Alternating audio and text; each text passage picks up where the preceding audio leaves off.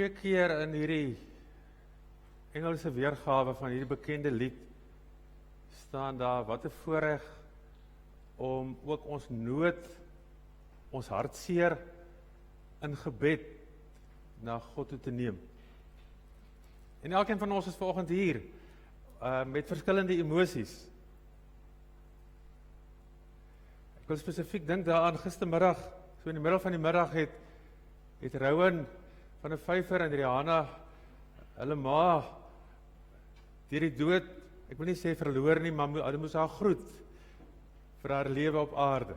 En hulle sit met hulle hartseer vanoggend hier.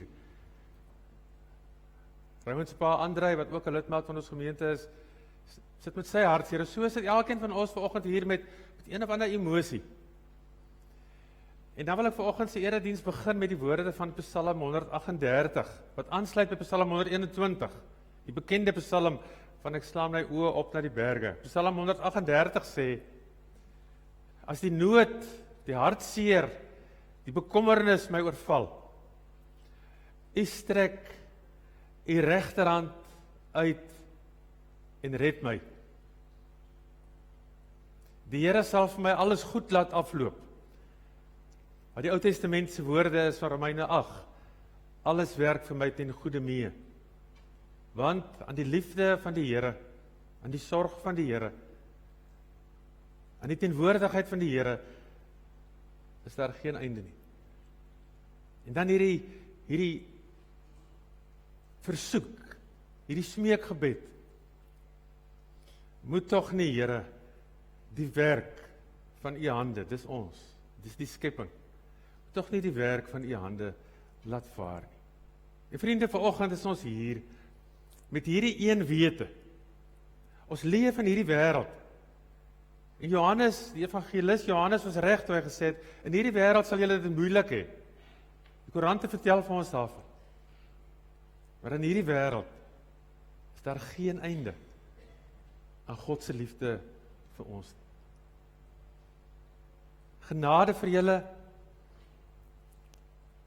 en vrede van God, ons Vader, en van Jesus Christus, ons Here.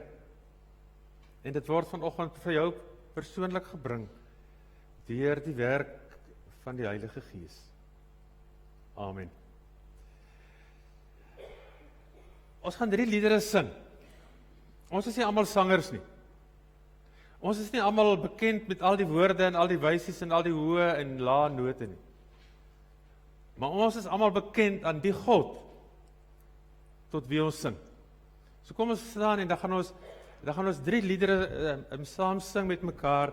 Die eerste lied is daai bekende lied, Herder Heer, wat in die woestyn ook vir ons water gee. Die tweede een, Agnus Dei, Halleluja.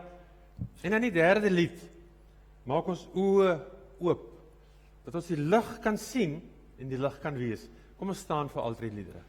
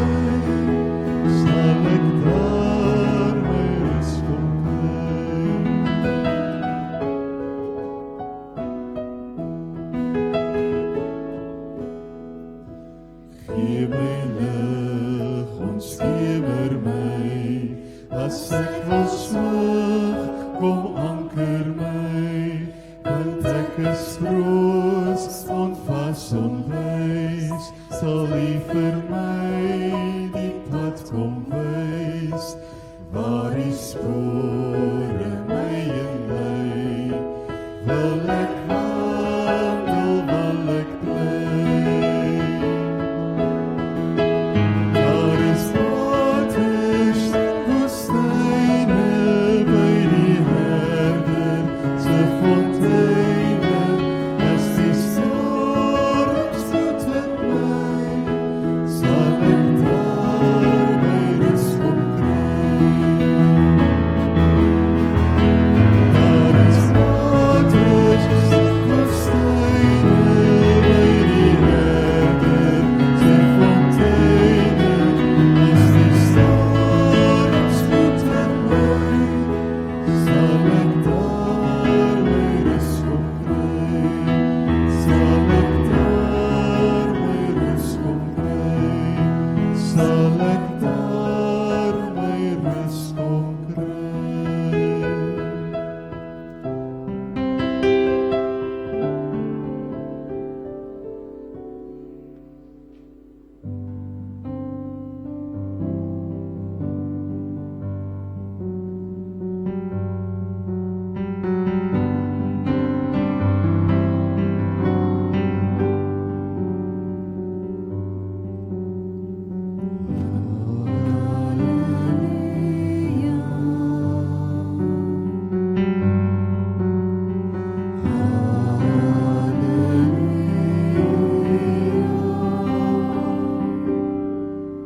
Want die Here almagtig regeer.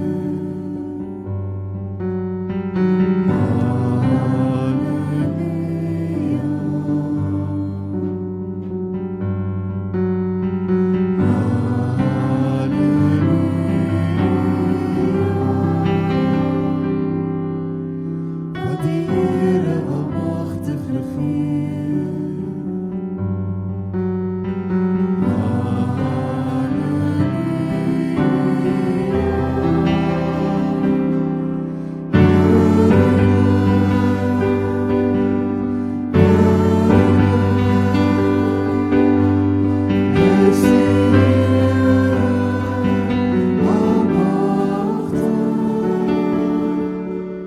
Waardig is die Heer, waardig is die Heer, Hy is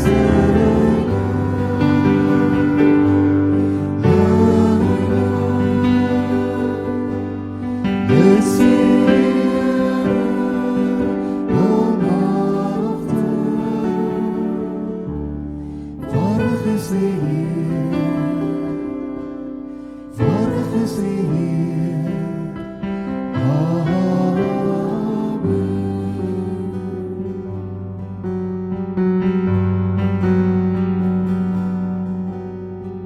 Halleluja.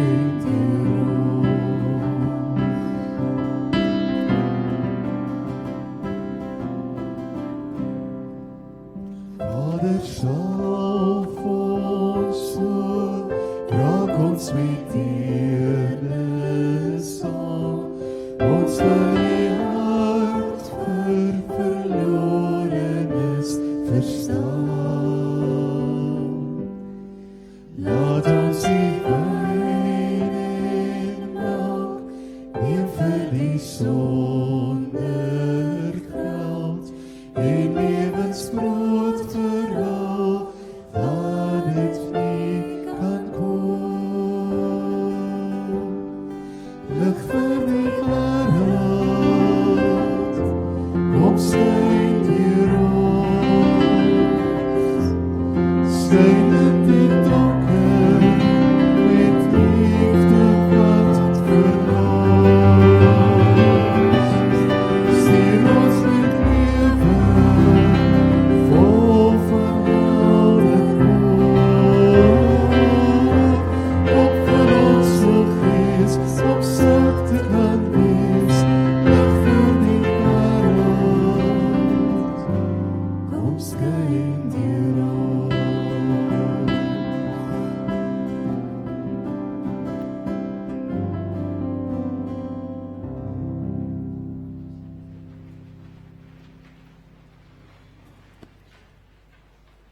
wonder of daar 'n paar van die jonger kinders is wat hier by my wil kom sit, wat wil vorentoe kom. As julle wil, is julle welkom.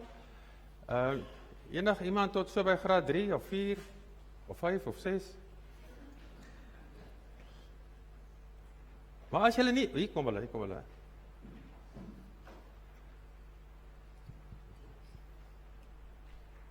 Ons sit sommer op die bank, ons is so min vanoggend, ons sit sommer op die bank. Hier kom die prinses ook. Jy kan ook hier so sit. Jy lyk so mooi.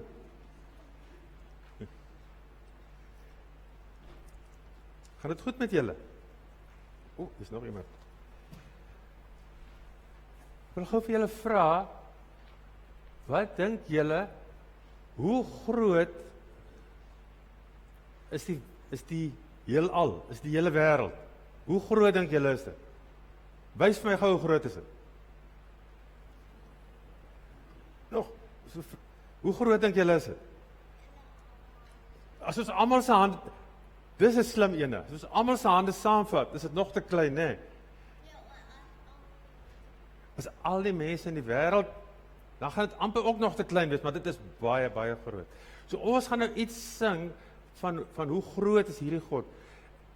Ja, ek dink ons moet net 2 verse sing, hoor. Ek dink as 4 of 5, maar kom ons sing net 2 van in die hemel is die Heer. En daarmee sê ons dat in die hemel, waar is die hemel?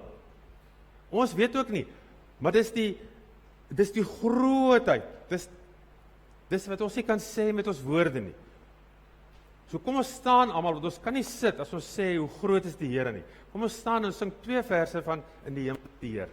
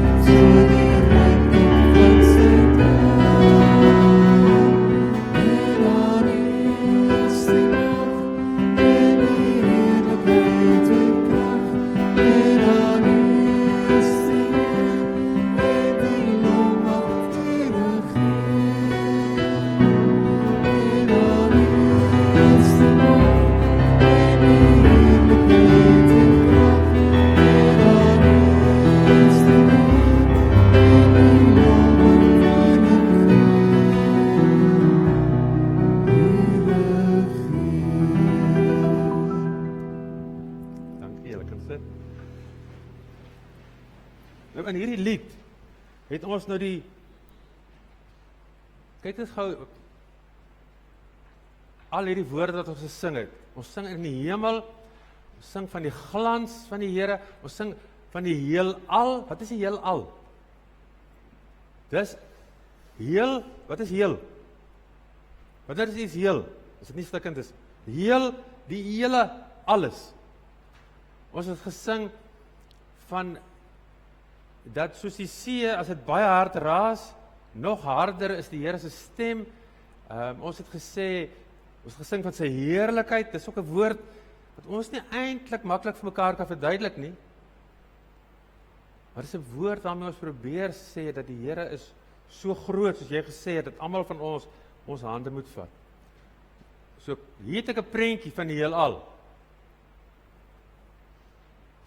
Dis 'n prentjie van die heelal. Nou wil ek gou vir julle, nou moet julle mooi kyk hoor, nou moet julle mooi kyk. Ek gaan nou nog 'n prentjie wys en dan moet julle vir my sê wat het verander op die volgende prentjie. Wat het verander? Gaan ek weer terug gaan. Daar is die vorige een. Ja?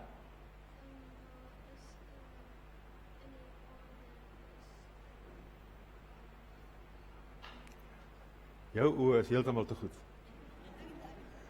Kyk gou daar, by die aarde. Ek gaan dit weer wys. By die aarde gaan daar iets gebeur.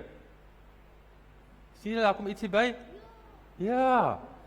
Nou daai ietsie is nie 'n gat nie. Dis 'n ander prentjie van hierdie persoon. Op die aarde, op daai stukkie van die aarde, dis die aarde daai, woon daar 8,2 biljoen mense. Dis 500 meer as wat ons vanoggend hier is. Dis baie mense. So nou kan julle sien hoe klein is ons. Ons dink ons is so groot en so belangrik. Ons is so klein. En toe sê die Here, maar ek is so lief vir julle. Hoe gaan ek my liefde vir julle wys? Wat dink julle sê die Here toe? Wat gaan hy doen om sy liefde vir ons te wys? Hy wat so groot is en wat heerlik is. Wat doen hy om sy liefde vir ons te wys?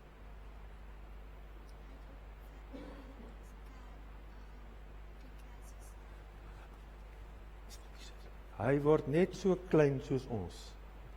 En hy kom bly hier by ons en hy word net soos ons. Hy bly nie daar bo in die hemel en hy bly so groot nie. Hy word klein. En hy word 'n mens, hy word 'n babietjie gebore. En een van die dae is dit Kersfees. 'n Groot deel van die vakansie, 'n groot deel van die tyd wanneer ons nou dink aan Kersfees, gaan julle dalk met vakansie wees, by 'n ander plek wees. Maar die hele tyd moet ons daaraan dink dat God wat so groot is. Ons het nie eens woorde om hom te beskryf nie. Hy het 'n babietjie geword. Hy het soos ons geword. Hy het tussen ons kom sit. Hy verjaar as dit Kersfees is. Hy het by ons kom bly. So nou gaan ons iets daarvan sing, want ons kan dit ook nie beskryf nie. Ons gaan sê, al was ek nie daar nie, ek weet dis waar. Maar vir hierdie lied gaan ons nou sit, want ons gaan nou so klein probeer wees, soos wat Jesus vir ons geword het. So kom ons sit, en dan sing ons, al was ek nie daar nie.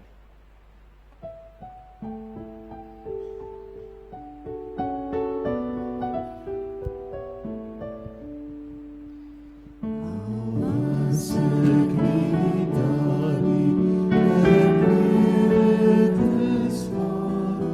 Die kribbe Maria, met die kleintjie by haar.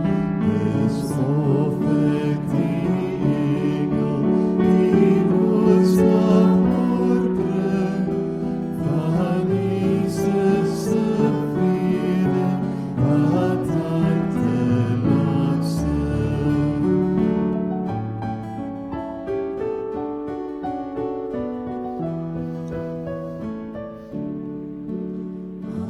Was ek nie daar nie, ek weet dit is so.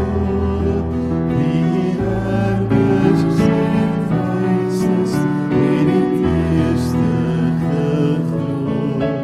En keer al die jare, nou Jesus sy werk, die Gees en die woord kom, geloof in ons werk.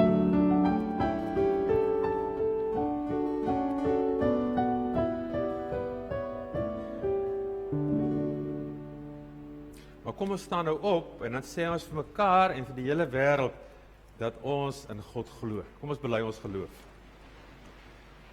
Ek glo in God die Vader, die Almagtige, die Skepper van die hemel en die aarde, en in Jesus Christus, sy eniggebore Seun, ons Here, wat ontvang is van die Heilige Gees, gebore is uit die Maagd Maria, wat gelei het onder Pontius Pilatus, gekruisig is, gesterf het en begrawe is en ter helle neergedaal het.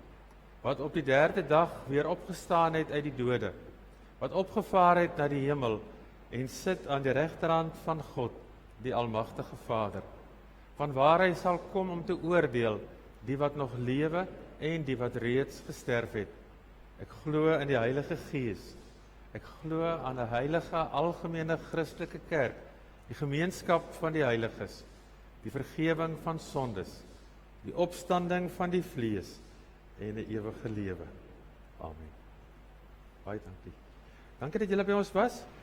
Ek dink julle gaan nou na julle klasie toe en julle moet dit baie baie geniet. En onthou hoe lief het Jesus vir ons dat hy na ons toe gekom het. En dieselfde tyd dat hulle uitgaan, gaan ons dankoffers opgeneem word. Baie dankie julle.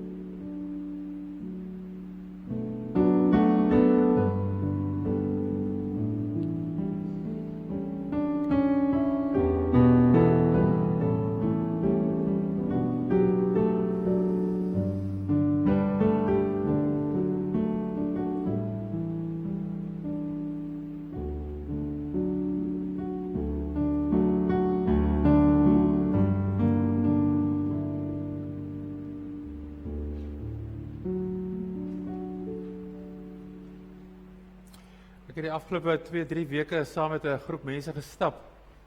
En een van die dae het ons met mekaar gesit en praat oor liedere.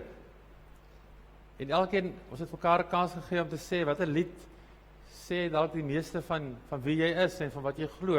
En toe vra iemand vir my, maar wat is jou gunsteling lied? En antwoord dieselfde vraag, en sê kan ek raai? En raai toe Abide With Me, bly by my Heer.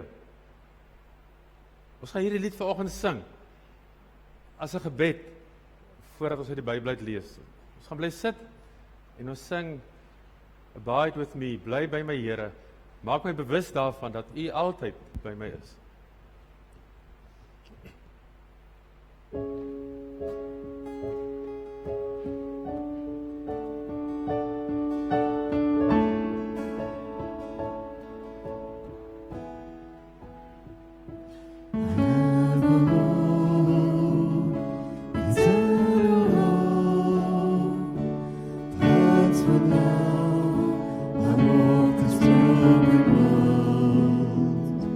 You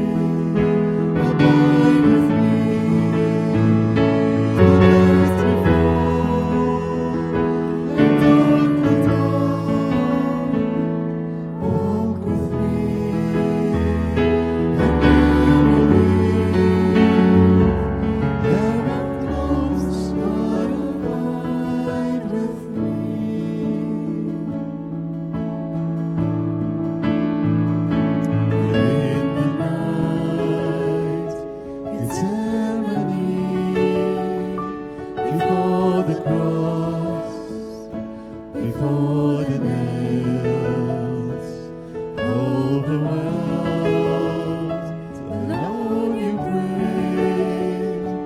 You met us in our suffering and more of shame. Abide with me, abide with me. The words we walk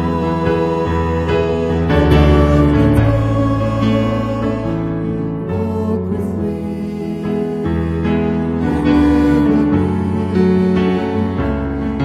never close, but abide with me. Your love and joy never lets me go. Love and joy never lets me go. It never lets me go.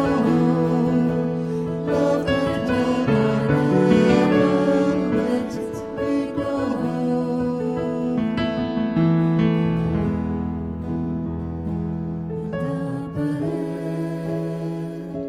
Eternity, we'll weep no more, we'll sing for joy. Abide with me, abide with me, abide with me. The night before,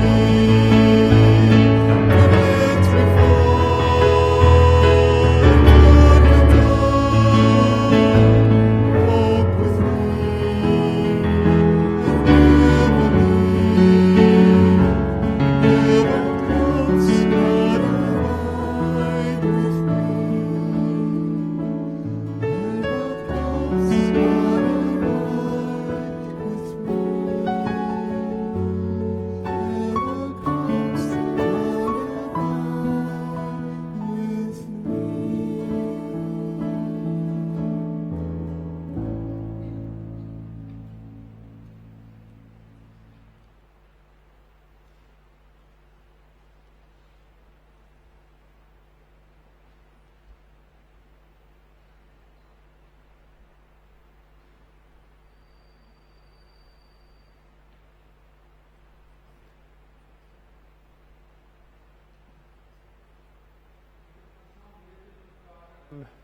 Uit Daniël hoofstuk 6.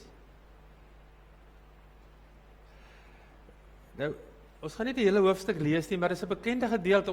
Ek dink die meeste van ons, ek hoop so, ken die storie van Daniël.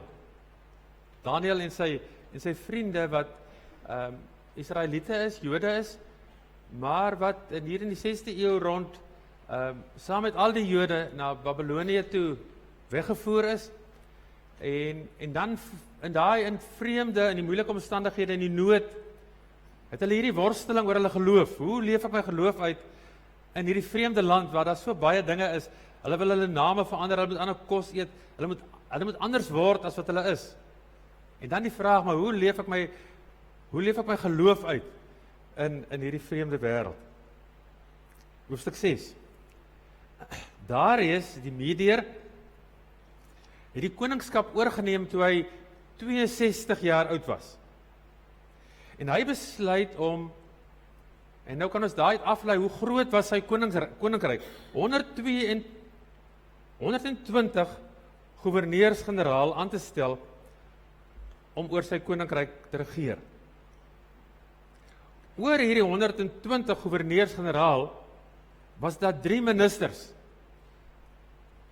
van wie Daniël een was, en aan wie die goewerneurs-generaal verantwoordelik was, sodat die koning se belange behoorlik behartig kon word.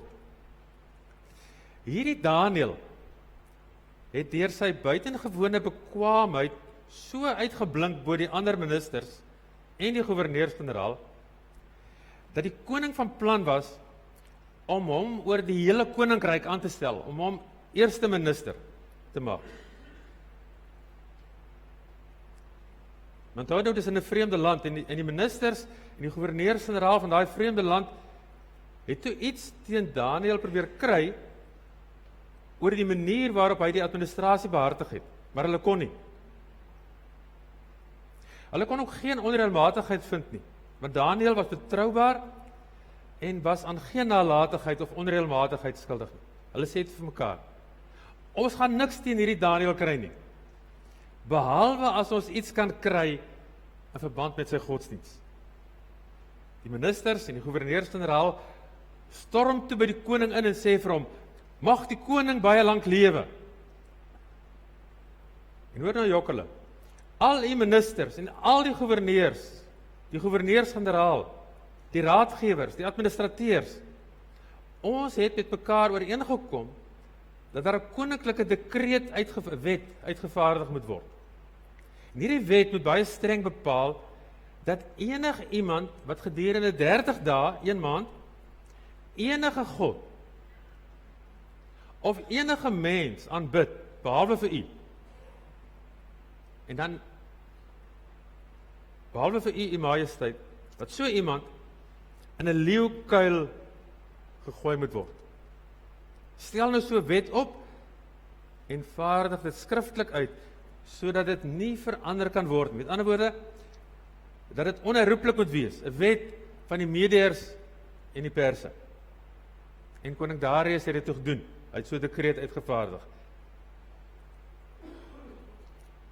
Toe Daniël hoor dat hierdie wet uitgevaardig is wat sê dat hy vir 30 dae geen ander mens of geen ander god mag aanbid nie, behalwe vir die koning, het hy na sy huis toe gegaan. Sy dakkamer se venster het na Jerusalem se kant toe gekyk. En soos sy gewoonte altyd was, het Daniël voortgegaan om 3 maal per dag voor sy God te kniel, om te prys, te aanbid en te dank. En dan ken ons die res van die storie, hoe dat almal dan nou met hulle verkykers vir hom dophou en kyk, sal hy nie dalk per ongeluk tog vir God aanbid nie, en hy doen dit, hulle storm by die koning in, hulle vang hom, koning is hartseer, gooi hom in die leeukuil, en wat daarop volg. Toe Daniël hoor dat hy geen ander God mag aanbid nie, het hy huis toe gegaan, en soos dit sy gewoonte was, het hy voortgegaan om God 3 maal per dag te prys, te aanbid en te dank. Vriende, mense sê dikwels,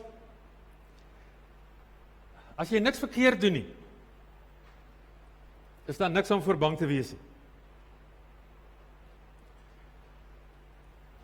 Daniël se storie wys vir ons, dis nie altyd waar nie. Want soms is dit juis jou goedheid wat ander mense kwaad maak. Daniël het niks verkeerd gedoen nie. En tog wou die mense hom vernietig. Maar hulle wil nie skuldig wees aan moord nie. Daarom soek hulle 'n rede. En die enigste rede wat hulle kry om Daniël te beskuldig en om dood te maak en uit die weg uit te ruim, is sy trou aan God. Vriende, Daniël 6 en eintlik die hele boek Daniël herinner ons daaraan, wys vir ons dat getrouheid aan God jou nie beskerm teen aanvalle nie, of teen swaar kry nie. Die trou aan God beskerm ons nie teen swaar kry in hierdie lewe nie. Maar wel, dit dra ons daardeur. Want Daniël het 3 maal per dag gebid. Soos dit sy gewoonte was, ja. Maar Daniël het 3 maal per dag, niemand het 'n resitasie opgesê, net omdat hy dit nou moet doen nie. Maar om daardeur sy liefde, sy dankbaarheid, sy erkenning aan die teenwoordigheid van God in sy lewe te vier. En toe die wêreld rondom hom verander, het Daniël nie verander nie. Want sy God, aan wie hy getrou was, het nie verander nie. En hierdie hoofstuk, vriende, vra vir ons, vra vir my, vir jou, wie of wat hou ons vas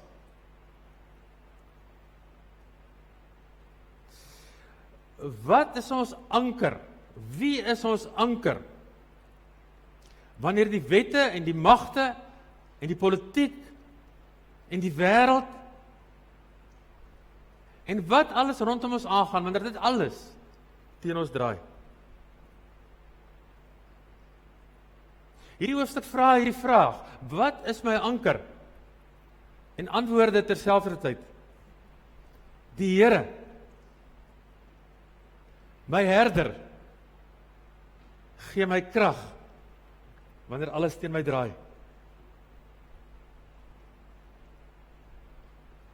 Kyk net hoe naby aan mekaar is 'n kruis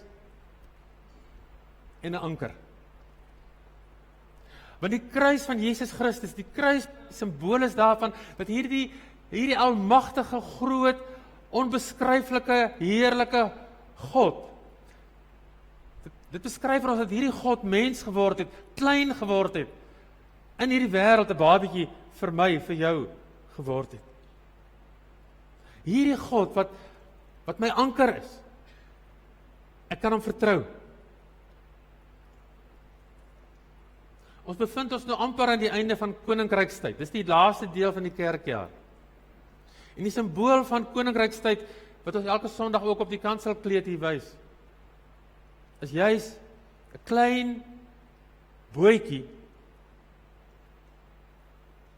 op die Ruwe See, bootjie met 'n kruis daarin.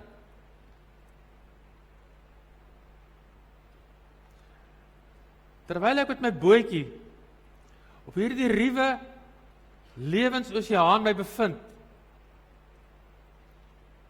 kan ek weet dat God my anker is. Vriende, die Daniël is nie in die eerste plek 'n geskiedenisboek nie. Dit wil nie in die eerste plek vir ons vertel wat in die 6de eeu voor Christus gebeur het toe die Jode in ballingskap was nie. Dit vertel oor daai tyd. Maar hierdie boek is waarskynlik geskryf eers in die 2de eeu voor Christus. Daniël is nie 'n geskiedenisboek in die eerste plek nie. Daniël is 'n preek wat God se trou in die geskiedenis optel en dit vir mense in nood, vir mense in onsekerheid kom vertel. Die boek Daniël vertel dat die Jode tussen die jare 590, 587 en 538 in ballingskap was in Babylonië. Dis 'n aaklige tyd vir hulle gewees. Dis die tyd toe Daniël sy naam moes verander. Dis die tyd toe hy 'n ander kos moes eet. Dis die tyd toe mense probeer het om sy identiteit van hom af weg te vat. En nie net hy alleen nie, 'n klomp ander mense saam met hom. Maar hierdie boek word geskryf waarskynlik in die 2de eeu voor Christus, in die tyd toe Antiochus Epiphanes, die wrede keiser, koning, toe hy die Jode vervolg het, die Jode doodgemaak het, en daar weer 'n keer 'n situasie was dat die Jode eintlik gedink het, maar dis nie die moeite werd om te glo nie. Toe hy probeer het om die Jode weg te kry van hulle godsdiens en van hulle trou aan God af. Toe hulle weer 'n keer 'n krisis beleef en nie weet hoe hulle hier gaan uitkom en of hulle dit gaan oorleef nie. Toe hulle vervolg word en toe hulle onder druk kom om hulle geloof te versaak en die Griekse kultuur aan te neem. Toe vertel die pappas en die mammas en die oupas en die oumas, die oupa grootjies en die ouma grootjies vir hulle kinders in die jaar 167 voor Christus. Toe vertel hulle vir hulle, moenie dink God laat julle in die steek nie. Kom ek vertel vir julle wat 400 jaar gelede gebeur het. Daar was 'n soortgelyke situasie. Daniël, en hy was nie die enigste een nie, hulle was getrou aan God. En God het hulle nooit in die steek gelaat nie. Toe niemand gedink het daar is meer hoop nie, het God hulle vasgehou. Toe die tempel tot niet was,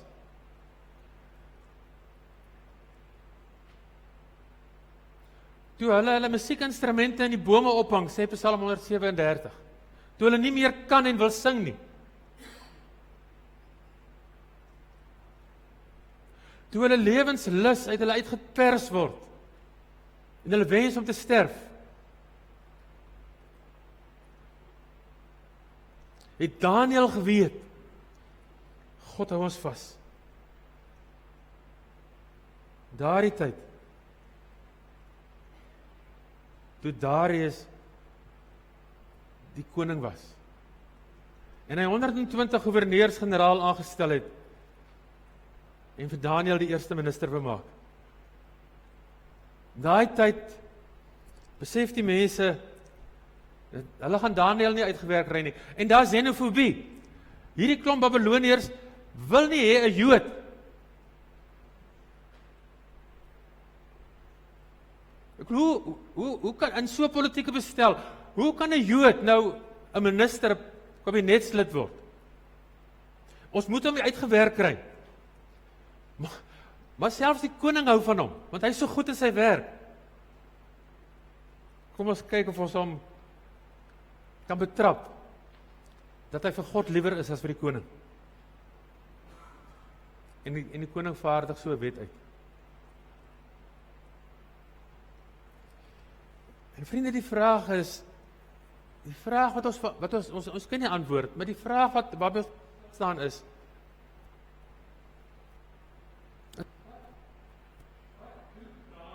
hy situasie, lewe aan 'n drang, as jy kwaad om hom geskryf hy 'n klomp briewe in die koerant,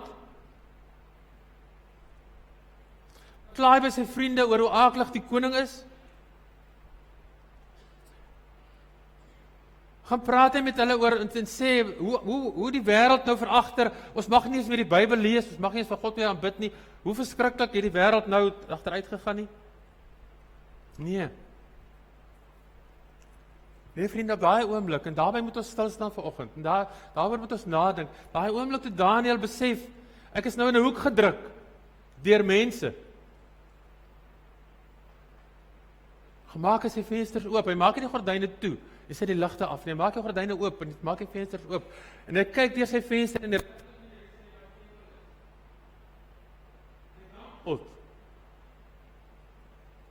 hy aanbid vir God, en God as die Almagtige.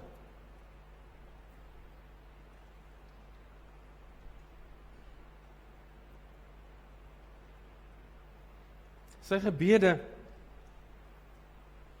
hierdie gewoonte van hom om God 3 maal per dag te aanbid.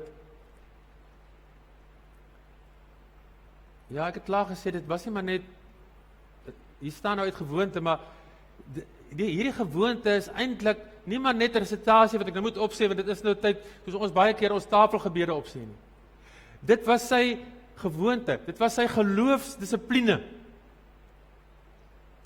Die tyd wanneer hy stil raak en wanneer hy van God bewus raak. En dan gaan hy en aanbid hy, want dit was die teken van sy vertroue in God. En as hy dan daar bid en dank, dan herinner dit hom, ja, die koning Darius het nou hierdie wet uitgevaardig op grond van 'n klomp leuns wat die politici aan hom vertel het. Maar God is groter. God is die Almagtige.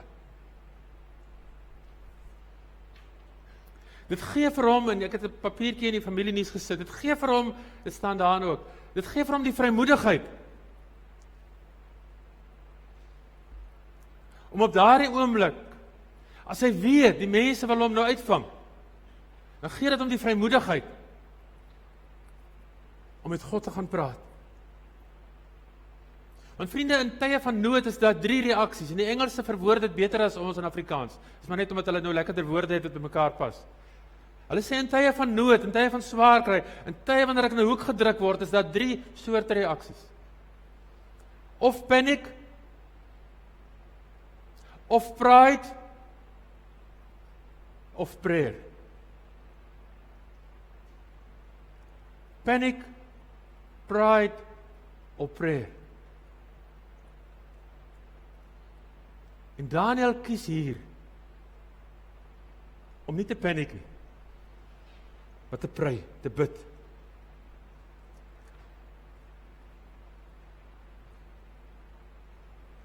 Dis hoe hierdie boek hierdie man uitbeeld.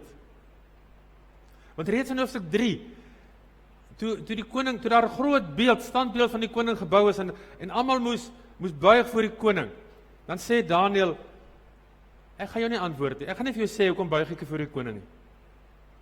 Ons het 'n God vir wie ons dien. En hy, ons God, koning, hy het die mag om ons uit die brandende oond te red. En hy sal ons ook red uit u mag, koning. En selfs as hy dit nie doen nie. En dit sê hy nou vir die koning.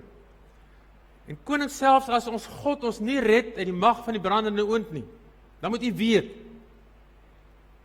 dat selfs dan sal ons u God nie dien nie. En die goue beeld wat u opgerig het, nie aanbid nie. Broer en suster, Daniel 6 roep my op tot geloofsintegriteit. Daniel 6 roep die kerk van Jesus Christus in Suid-Afrika in die jaar 2025 op tot geloofsintegriteit.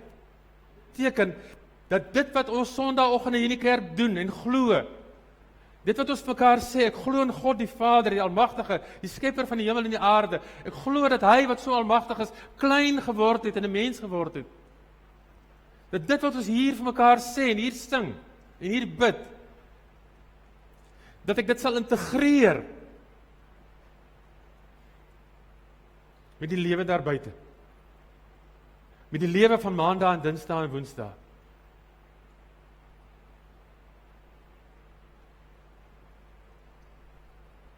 Natuurlik kla hulle hom aan. Natuurlik het hy in die strik getrap van die vyande. En omdat dit 'n wet van die Medes en die Perse is, kan die koning dit nie verander nie. En die koning, nogal ontsteld, gooi hom in die leeukuil. Maar vriende, daai nag gebeur daar 'n wonderlike ding. Daai nag is almal wakker, behalwe Daniel. Daar staan in vers 19, die koning het 'n slapelose nag gehad. Ek kan dink sy vyande, hierdie klomp wat hom nou so aangekla het, hulle het partytjie gehou, nog meer as wat mense gisteraan partytjie gehou het na die Springbokke gewen het. Hulle was so opgewonde, uiteindelik is ons van hierdie ou wat al ewig in ons pad staan ontslae. Sy vriende was sekerlik ook wakker, hulle het gebid vir hom. Ek dink die engele was ook wakker daai nag. Hulle het vir Daniel beskerm. Net Daniel het geslaap. Daniel word gespaar.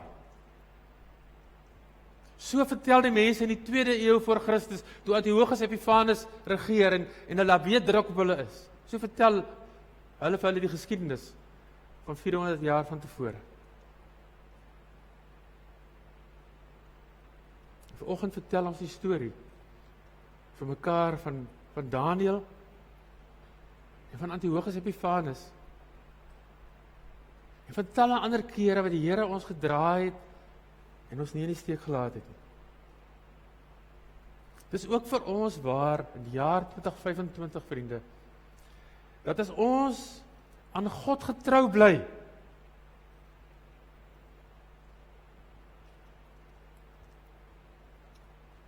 dan kan God en dan sal God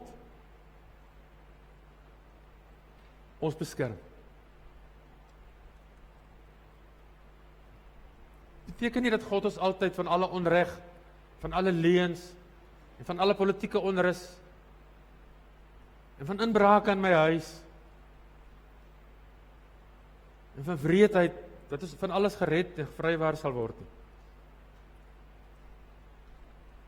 Die feit dat ek weet dat God in beheer is, Die feit dat ek weet ek kan God vertrou, maak nie moeilike goed skielik maklik nie. Maak nie skielik dat ek Halleluja sing as ek in die leeukuil van die lewe beland nie. Daarvan is die klaagpsalms vir ons genoeg bewys. Psalm 102 sê, praat van 'n gelowige, en dan sê hy, ek voel so verlate, soos 'n eensame voël op 'n huis se dak, soos 'n pelikaan in die woestyn, soos 'n uil tussen mirasies. Psalm 13 sê, hoe lank nog, Here? Hoe lank moet ek my eie planne maak? Hoe lank moet ek bid en U my nie hoor nie? Hoe lank moet ek my dae met trane deurbring? Want Here, wat ek eet, wat ek drink, is met trane en met as gemeng. Paulus sê, ja, ons word verdruk, maar nie te neergedruk nie. Ons is so raad verleë, maar nie radeloos nie. Ons word vervolg, maar nie deur God verlaat nie. Ons voel soms of ons op die grond neergegooi is, maar nie vernietig nie.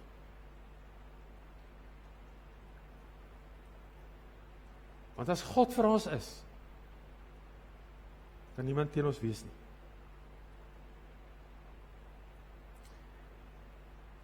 Dit beteken, vriende, Daniël is maar net die skade weer daarvan, dat die Immanuel God,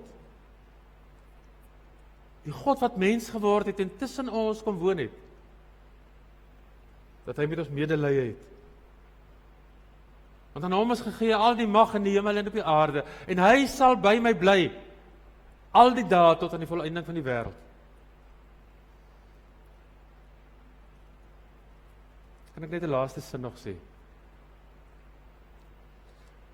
En miskien is dit die belangrikste sin vandag, die tweede belangrikste sin. Vriende, Daniël het nie eers begin bid, die dag toe hy in die leeukuil gegooi word. Daniël het nie vir die eerste keer gebid en gesê, Here asseblief doen 'n wonderwerk, Here asseblief laat die leeu se tande uitval, Here asseblief maak die leeu's blind, of vat hulle reuksintuig weg, Here doen 'n wonderwerk dat ek net gered kan word. Hy het dit nie vir die eerste keer gebid die dag toe hulle hom daar ingooi nie. Hy het ook nie gebid vir 'n wonderwerk dat hy gered moet word nie. Daniël het toe al lankal op God vertrou en God gevolg. Sy moed daar in die leeukuil en sy gebed 3 maal op 'n dag, soos dit sy geloofsdissipline was juis die gevolg van al die keuses wat hy in sy lewe al vir die Here gemaak het. Ongeag wat Daniël se omstandighede was, en ongeag waar hy was, en ongeag hoe onregverdig die omstandighede was, het Daniël nie toegelaat dat iets of iemand sy aandag van God aftrek nie. Daar was tye in Daniël se lewe wat die mense seker gesê het, en hy dalk ook gedink het, dis die einde. Maar dit was juis in daardie tye wat Daniël gesê het, ek is seker, God het vir my iets anders in die oog. Amen.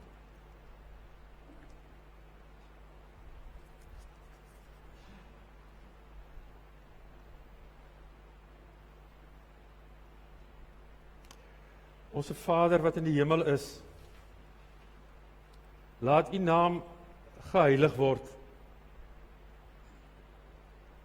Laat U koninkryk kom,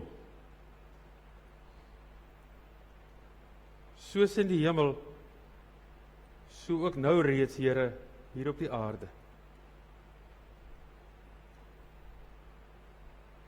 Here, gee ons die geloofsmoed,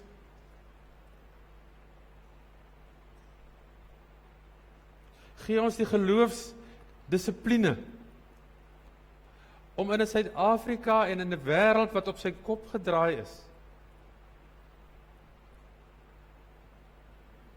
U raak te sien en te weet dat U nooit sal verander nie en U plan met ons ook nie sal verander nie. Want Here, aan U behoort die mag en die heerlikheid tot in alle ewigheid. Amen. Ek wou eintlik dat ons nou die lied gesing het, maar ons gaan, maar waarin daar staan, die Heer my herder sorg verby, hy laat my rustig wy. Hy gee my weer nuwe krag, en hy sal met my gaan. Hy lei op die regte pad, ere van sy naam. Vriende, julle het die familienuus ontvang. Kyk asseblief na al die afkondigings hierop, reageer asseblief op alles. Ek gaan niks daarvan herhaal nie. Asseblief, maak seker dat julle 'n aantekening maak wat op jou van toepassing is. En dan gaan ons nou afsluit met hierdie lied, wat ons ook een keer in Pinkster geleer het, die Daniel lied, waar ons sê, in hierdie donker uur, wanneer die skrif aan die muur is, in hierdie tyd wil ons staan en val, net vir die Here.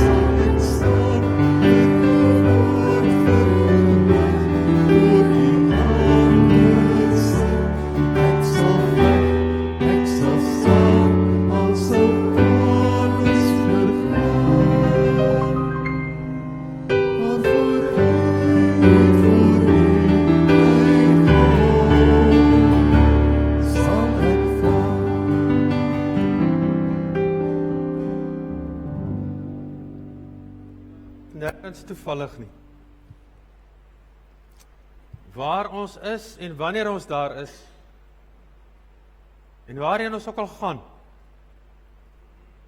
daar het God ons geplaas en daarheen stuur hy ons, om God in daardie situasie te beleef, en om daar vir mense tot 'n seën te wees. Die genade van ons Here Jesus Christus, en die liefde van God, en die nabye, intieme gemeenskap van die Heilige Gees, sal met julle wees en sal met ons bly.